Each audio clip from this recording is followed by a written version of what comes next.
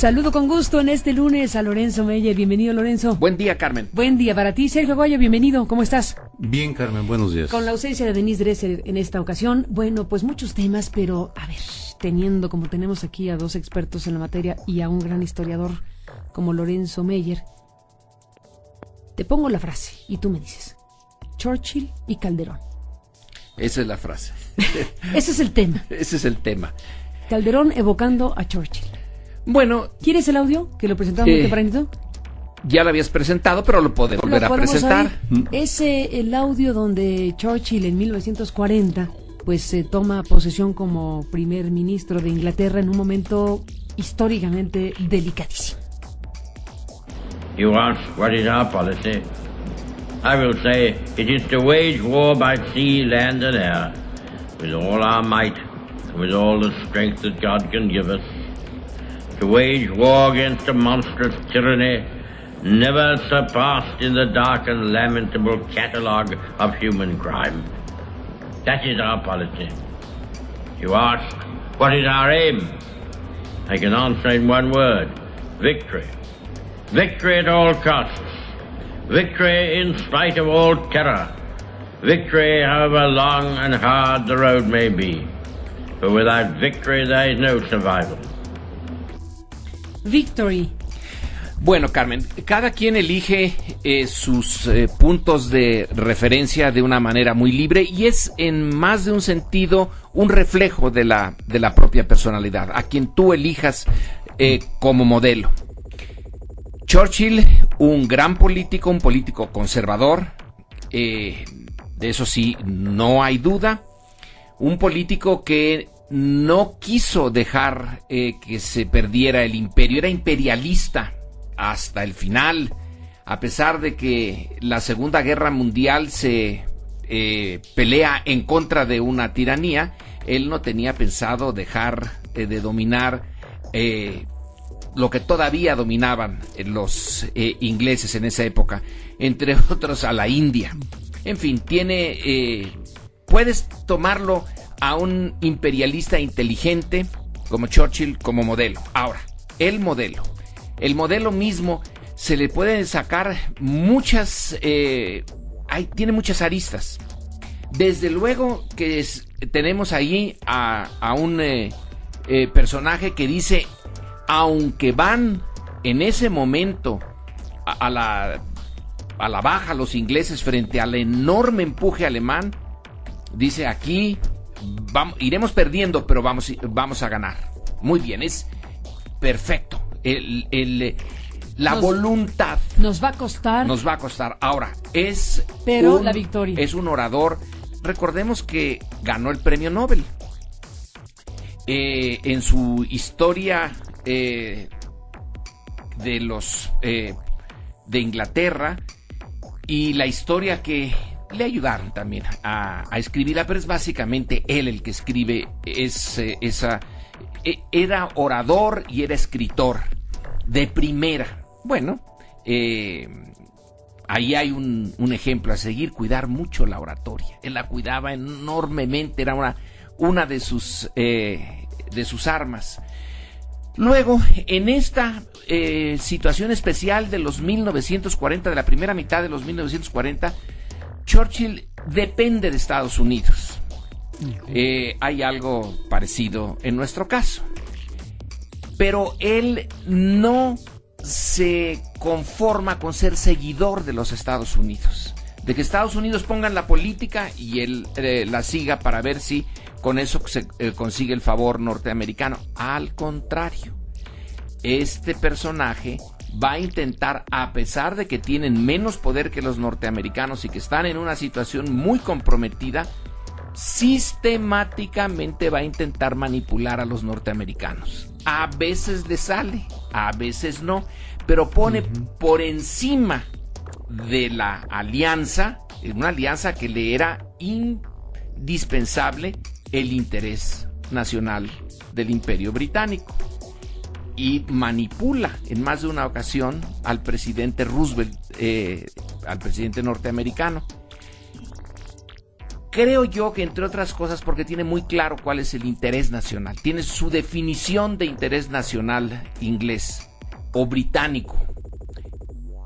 Como dije, es conservador, pero muy inteligente.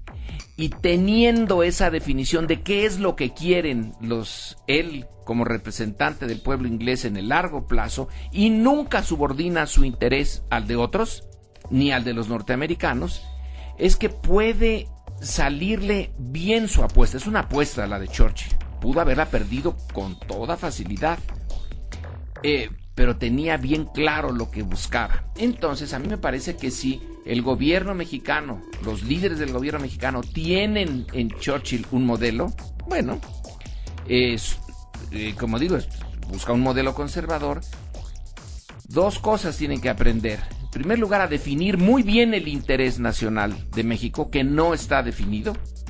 Y en segundo lugar, que en la relación con Estados Unidos tienen que buscar con inteligencia y a pesar de la complejidad, cómo usar a Estados Unidos para beneficio propio y no ser meros seguidores de la política norteamericana, que hasta ahora se ve más a México como siguiendo las grandes líneas, tanto en lo económico como en la guerra contra las drogas. México sigue, y Churchill no era seguidor. Déjenme hacer una pausa y regresamos para escuchar a Sergio Aguayo, porque bueno, pues el tema es lo que sucedió el viernes, este discurso de Felipe Calderón ahí en el centro Banamex, donde planteó que su gobierno, como el de el premier británico en su momento, pues era acosado, y que igual que Churchill se obtendrá la victoria. Regresamos. MBS. Bueno, regresamos en esta conversación con Lorenzo Meyer y con Sergio Aguayo.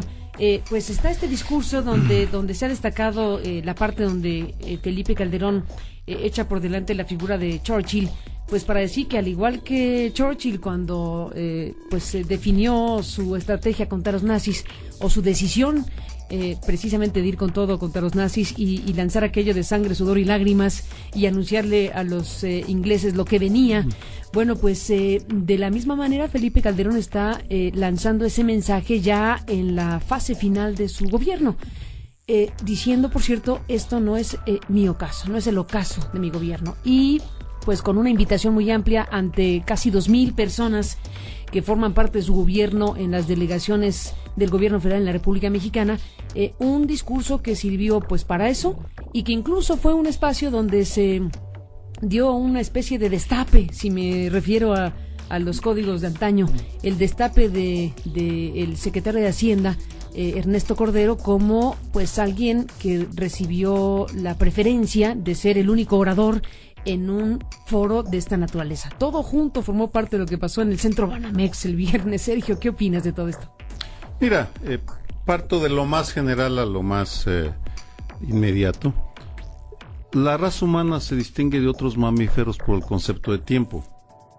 Nosotros tenemos la idea de que después de desear trascender, cada quien lo hace a su manera. Por supuesto, algunos personajes se conforman con una cripta con cúpula recubierta de oro. Los políticos están obsesionados todos por pasar a la historia. Ahora, aquí hay dos tipos de políticos, y estoy siendo muy esquemático. Los que dejan que sean los historiadores los que les den su lugar en la historia, que son los más inteligentes, por cierto, los más sensatos, los más realistas, y aquellos que hacen un esfuerzo por ubicarse ellos mismos en la historia.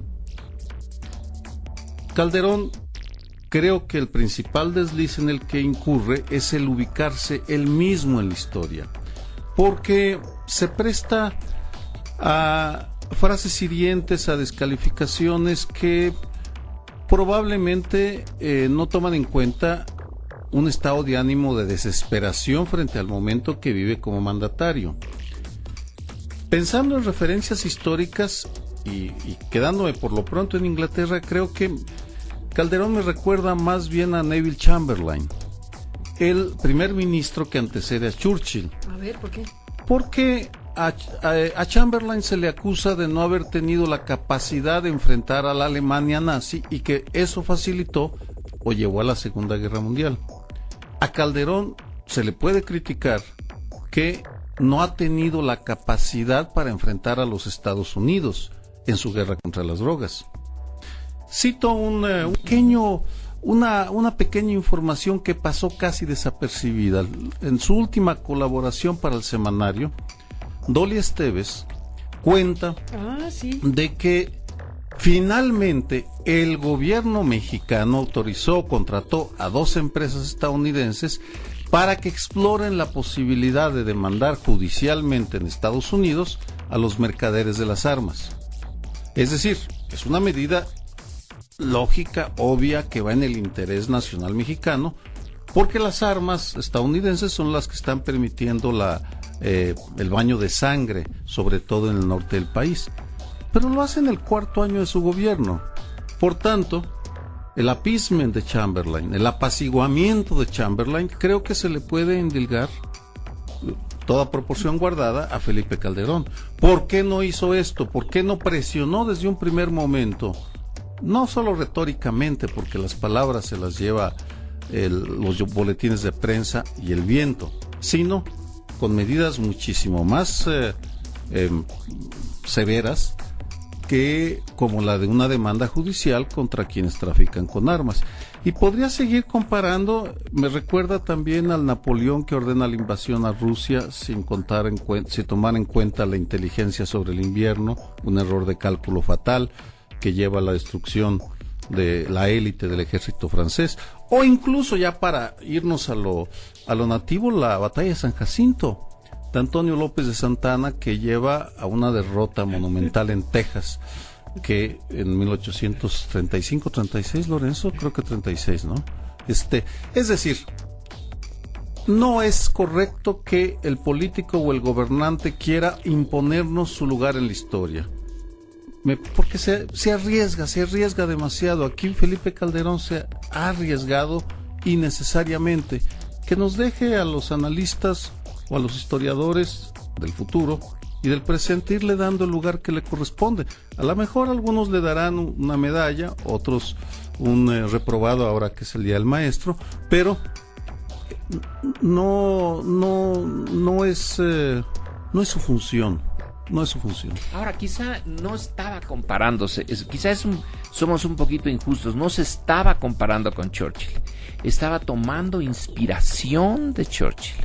Lo interesante es que toma inspiración de un político conservador y exitoso, porque hay otros conservadores que no tienen éxito. Pero en este caso yo creo que lo de conservador o no, que es un ángulo muy importante, está un poco por debajo de lo que creo es el centro de este discurso, que es nos ha costado la batalla contra el crimen organizado, muertos, dolor, sangre. Es un acto también justificatorio de lo que le ha costado a México enfrentar no a los nazis, sino a los criminales.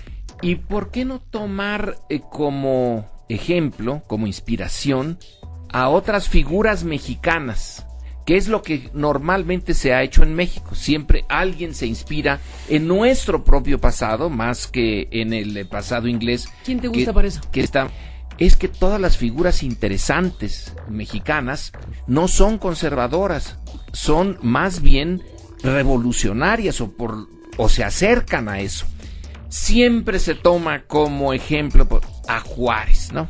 Juárez, su batalla, esa sí también es una batalla interesante. En algún momento no tiene prácticamente nada de recursos y no se rindió y ganó. Ganó de una manera más mexicana que Churchill, más interesante para nosotros, con un estado débil, no tenía instituciones, Juárez. Un ejército que francamente era de dar un poco de pena frente al ejército francés, que claro, el ejército francés siempre ganó prácticamente todas las batallas, pero al final fue la tenacidad de Juárez, fue el tener un proyecto nacional. Esa parte es la que me interesa. Podía no tener prácticamente ni un centavo y muy pocos soldados, pero tenía un proyecto. Y ese proyecto él nunca dejó de... nunca lo abandonó, siguió. Su tenacidad le hubiera podido costar la vida en varias ocasiones.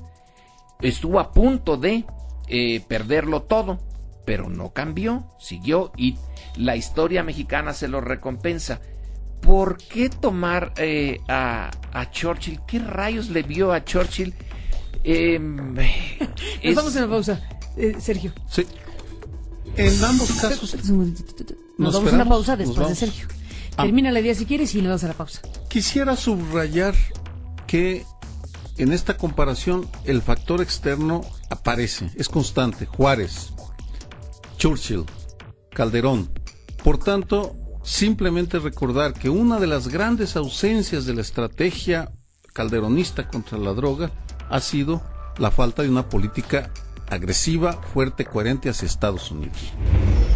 Usted escucha Noticias MBS con Carmen Aristegui.